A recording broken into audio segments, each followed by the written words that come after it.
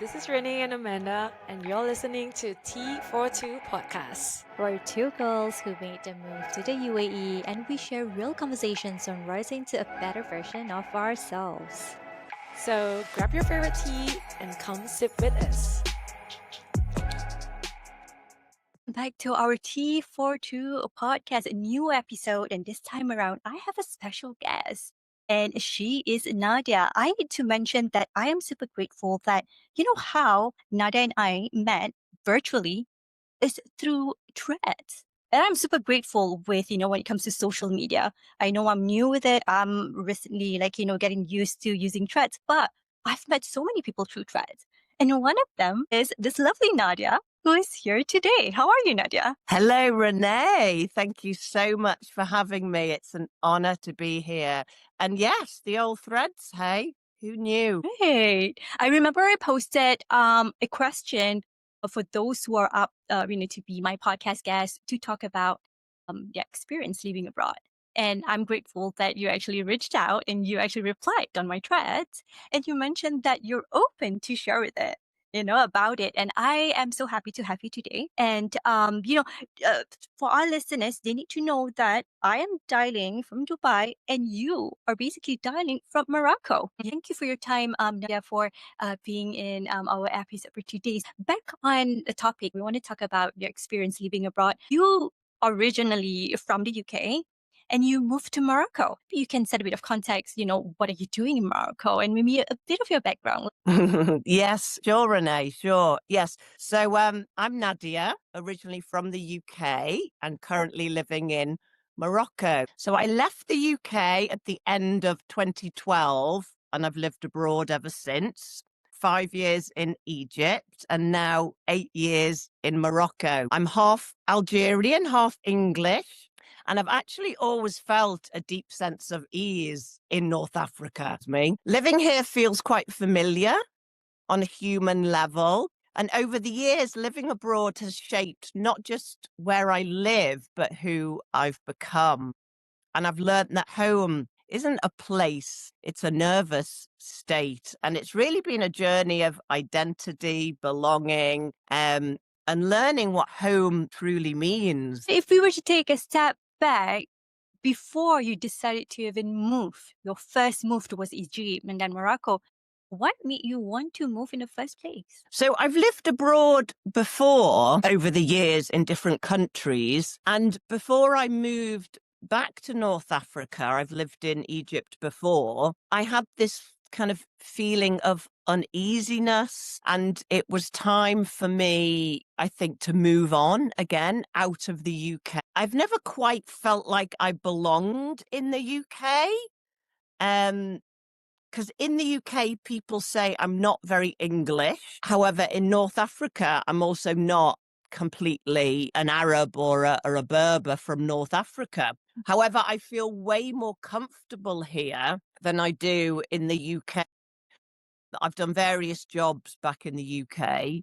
And yes, I think for myself, it was a calling. I was ready for something different, a new journey. And yes, and I did languages at university. And I think I just kind of felt that need to be back in a different culture and using my languages again, which really makes me feel alive, kind of digging back into that part of myself, like the linguistic Nadia and the very culturally aware and open Nadia. So yes. So I was brought back to North Africa. So as an English teacher. So my last job in the UK was as an English teacher, and with that I moved to initially Cairo. And you've been teaching English, when you move abroad, just to continue your career as an English teacher. I was just wondering, have you Yes. been planning all this while to move out of UK? Because my personal experience is to share you a bit of my personal story. So I am in Dubai now. I Yes. moved from Malaysia. I did not see that coming at all. My journey in Dubai, moving to Dubai was something that I had to decide within a month when my husband got the job opportunity to basically move here. And for me, I Yeah. did not see that coming. I did not see that coming. I had my Right. plans already back then. Like I've got my family, I got my friends, I built my career. But within a month, when that job opportunity came, we had to decide. So I was just wondering, like for you, was it something that you Mm. planned all along, or was it something that you said, "Oh, you know what? I wake up one day, I just want to move." How was it like for you? Yes. Well, I think it started a while before I actually made the move. So I was working as an actress. I was actually a professional actress for 5 years, and I was doing really well, working continuously. However, and initially it was amazing. I loved it. It was also a buzz. And then towards the last year of my acting career, I did a year in Italy. So it was kind of teaching English through drama, and we toured theaters in Italy, and that's where I got that. I felt so comfortable being abroad again. Now, Italian was not one of my languages. However, I picked it up very quickly, and then I really felt that kind of buzz from using my languages again, from being abroad again. And that's where that revived something inside of me. And then when I went back to the UK, didn't feel quite comfortable or happy. And there was something missing with the act. For me, there was something missing towards the end. I didn't feel deeply fulfilled. And it was actually my family that suggested I do the CELTA course, which is the teaching certificate, which is internationally renowned, and you can go anywhere in the world with it. Now, the last thing I ever wanted to do was be a teacher. It Mm-hmm. had been suggested to me very early on after university, because I'm very good at languages, Mm-hmm. to teach. I was like, no, that's not for me. So anyway, my family paid for me to do the CELTA. And from day one, I absolutely loved it. Again, it just brought up all that. And also the academic side of me, I loved every minute of it. So Mm-hmm. I was teaching in the UK for a couple of years, and it was in the second year that I started to think, I think I'm ready to go abroad now. And I can. With that Mm-hmm. certificate, you can. Yes. Mm-hmm. So Mm-hmm. I really felt the pull, and I felt the pull to come back to North Africa back. And I found a teaching job in Cairo in Egypt. Mm-hmm. And I thought, that's it. That's Egypt calling me back. Mm-hmm. And I applied and I got it. Yes, that's how that came about. So it did come about from a career that kind of left me a little bit empty, Mm-hmm. and then moving on to something else which deeply moved something inside of me, and Yeah. then reconnecting with the the outside world out of UK again, because again towards my last years in the UK, again I was feeling that real lack of belonging. And I Mm-hmm. think being in Italy made me realize how much I thrive being abroad. It's So because of the yes, so calling. that's again, Yeah. Mm-hmm. yes, And it you was had that. absolutely a It's calling. a calling, and you actually intentionally planned for it for you to move abroad. And so when, I mean, out of curiosity now, when you then decided to move to what are your challenges? That's what everyone will want to know, especially those who fear, worry about moving abroad. Maybe you can share a bit of like your challenges that you face. Yes, sure, sure. I mean, challenges, I call them divine gifts, because they are a doorway, aren't they? They are a doorway, an initiation, an upgrade that we perhaps didn't necessarily ask for, but the universe was giving us.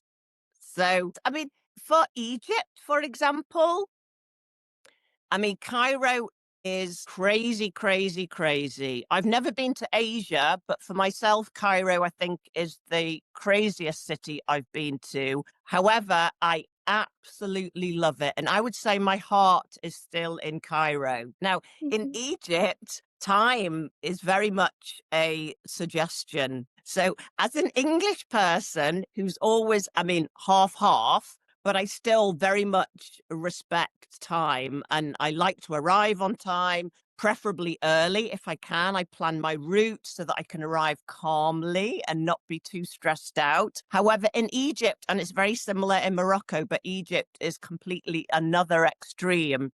You arrive on time and you wait. Whether you're meeting somebody personally or professionally, and you wait and you wait. And sometimes people will arrive 2 hours late. No Sometimes way. sometimes they won't arrive at all. Sometimes they'll cancel at the last minute with no When you were apology. there. My That's it. God. Yeah, when you've already waited for 2 hours, they'll cancel at the last minute with no apology. However, and I'm sure you might be used to this in Dubai a little bit with the kind of inshallah tomorrow, as if that's just how it is. That is just how it is. Oh. And so it teaches you to, surrender, go with the flow. You can't control that. It's a cultural thing. It's a cultural thing. And again, it's not, we think that would be extremely rude. Yeah. Extremely rude. Like no respect for somebody else's time or energy. So the time concept, yeah, I mean, you can get angry about it or you can laugh about it. But it is And what it then is. it is what it is. At the end of the day, you're only getting tied up inside if you don't just go with it, Mhm. because they don't see any problem with it. It's not an issue for them. It's Time a part doesn't. of your culture. Wow. I didn't see that at That's all. I it. didn't expect that as part of the challenges, to be honest. I'm like, wow. Really? Yeah. Yeah. Yes, Wow. yes.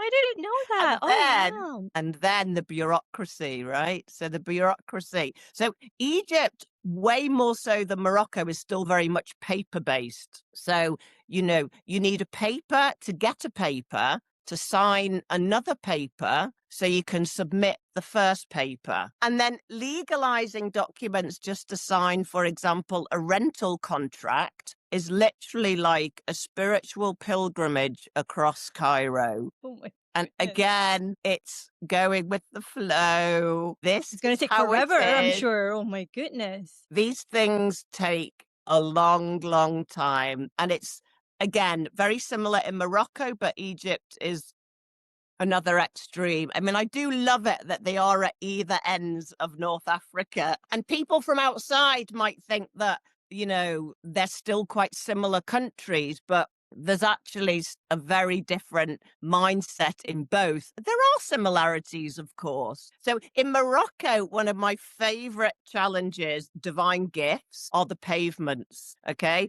Or rather, the creative interpretation of pavements. So Oh. sometimes there's no pavement, sometimes it's an obstacle course, holes, trees, scooters, stray animals, cafes, cars, tables. So you end up walking in the road, negotiating with the traffic while a motorbike hurls themselves towards you. Similar challenges, however, on a much grander, intense scale. Like I say, you have to learn to dance with it. Dance with life instead of trying to control it.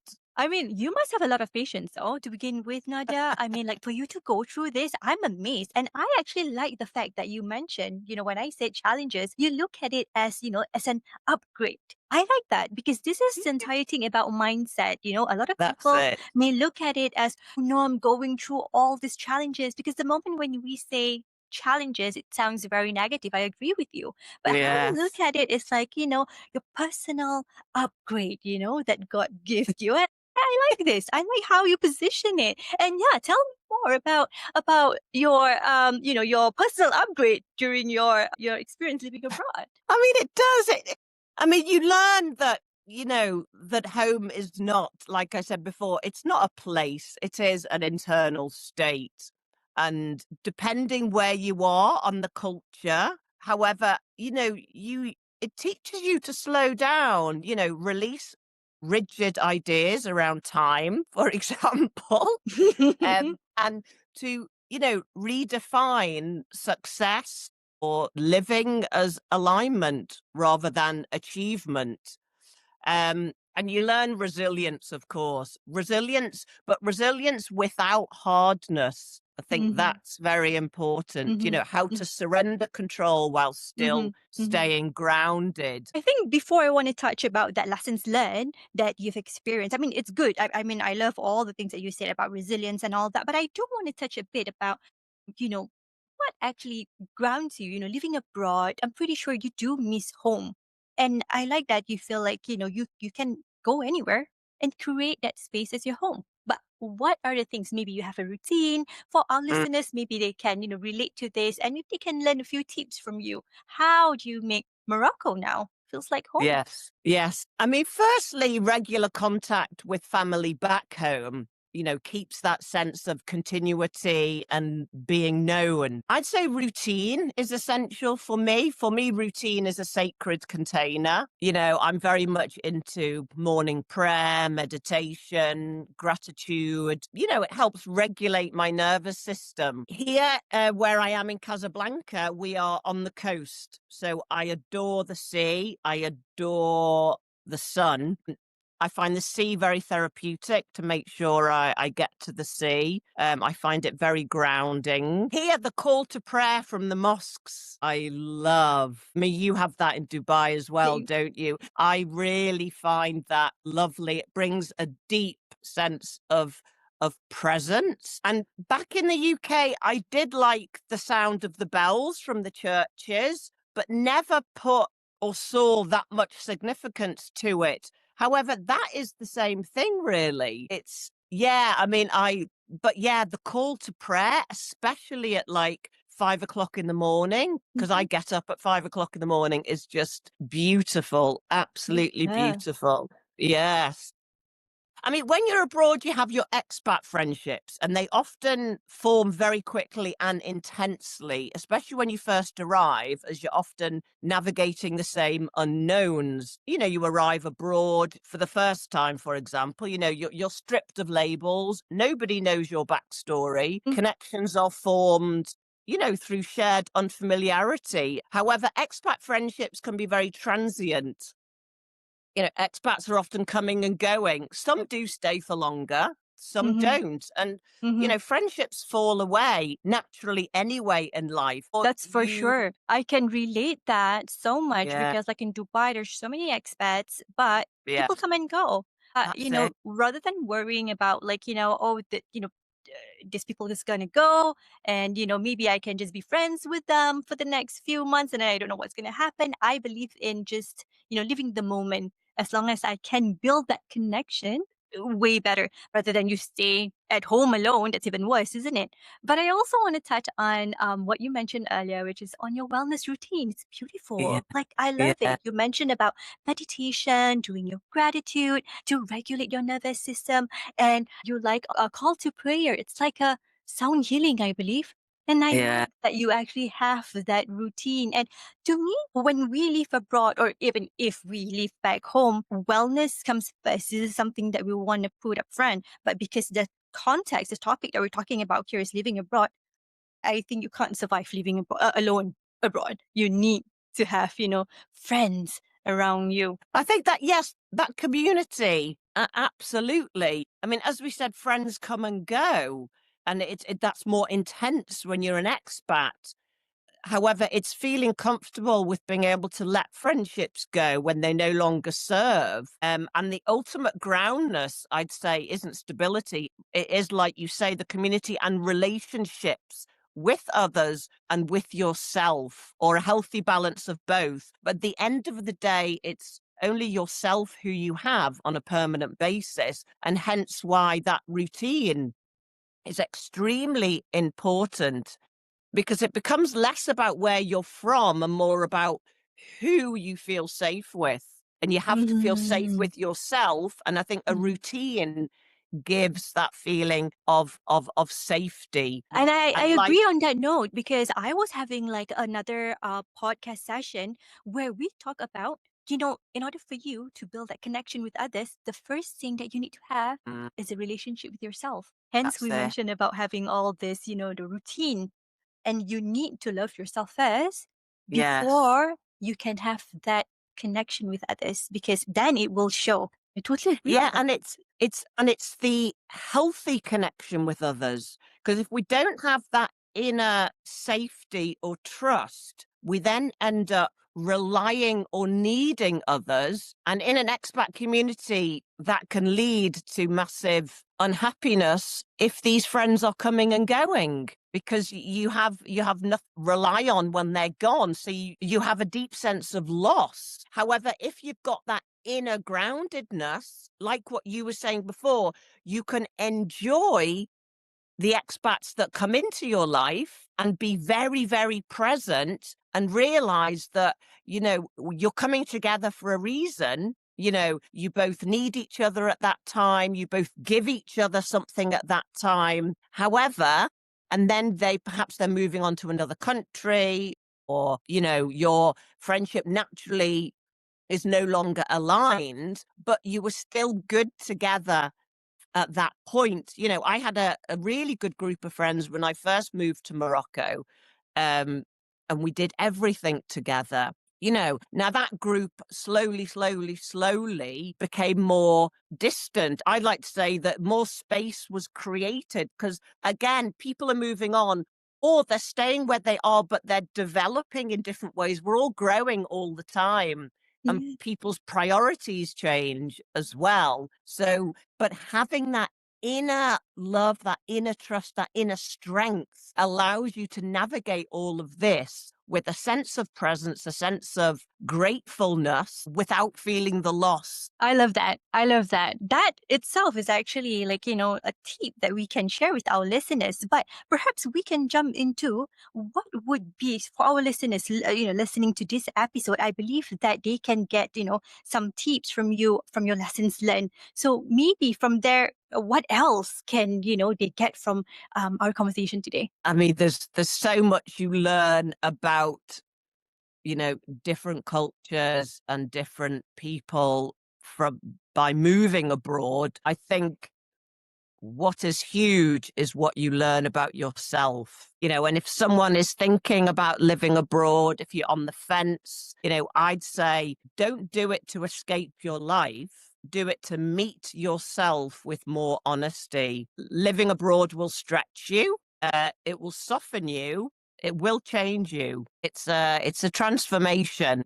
It's huge. For me, leaving the UK was less a decision and more a calling. Egypt opened me and Morocco rebuilt me. Thank you so much for this conversation that we have this morning. I think I learned a lot from you, Nadia, especially like it's an eye opener for myself as well by having this conversation. And thank you for your time. I really appreciate it. Is there any maybe advice to our listeners, maybe one or two advice for those who are perhaps having issue to settle down in a new country at the moment?